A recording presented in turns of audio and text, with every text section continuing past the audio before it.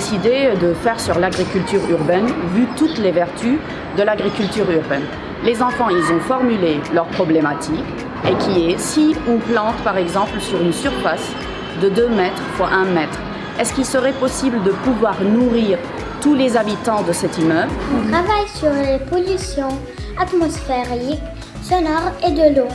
On travaille sur les villes du futur. On se pose plein de questions pour savoir c'est quoi la différence entre un immeuble végétalisé et un immeuble non végétalisé. Bon, les aventuriers cette année pour les CM2, c'est de travailler sur le cerveau, donc les neurosciences. Et donc chaque classe a choisi un sujet particulier. Il y a une classe qui travaillera sur la concentration et la mémorisation. Une autre classe travaillera sur le sommeil. Alors maintenant, on va vous présenter un projet très intéressant qu'on est en train de travailler avec notre prof de technologie. Les 2 objectifs de ce projet sont, tout d'abord, vous expliquer les expériences de la NASA et deuxièmement, répliquer sur ces expériences.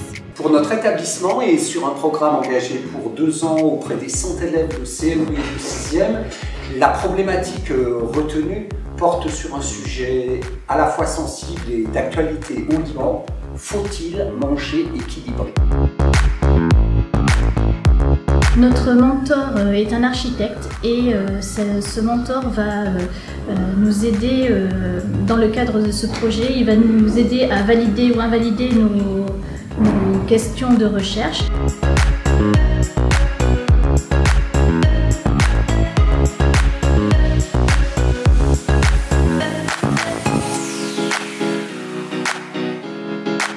Donc forcément, moi en tant que prof et mes collègues aussi, on a changé notre façon de travailler parce qu'on n'est plus le prof qui donne des connaissances, mais on est aussi des chercheurs avec nos élèves.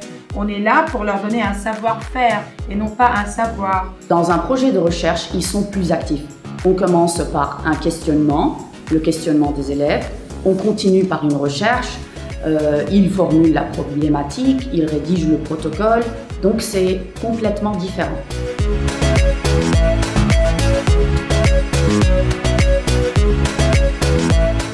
Questionnement, recherche documentaire, enquête, visite pédagogique, expérimentation. Jalin le parcours de nos jeunes aventuriers qui naviguent à la recherche de réponses à des problématiques partagées. Ce projet en fait m'oblige à sortir de ma zone de confort. C'est un champ disciplinaire, la recherche en architecture, qui est nouveau pour moi, qu'on n'a pas l'habitude d'aborder en classe primaire. Évidemment, ça m'a aussi appris à gérer des projets, parce qu'un projet comme celui-ci, donc il faut mettre en place un protocole expérimental et tout se fait en classe. Donc c'est une nouvelle façon de faire pour le professeur.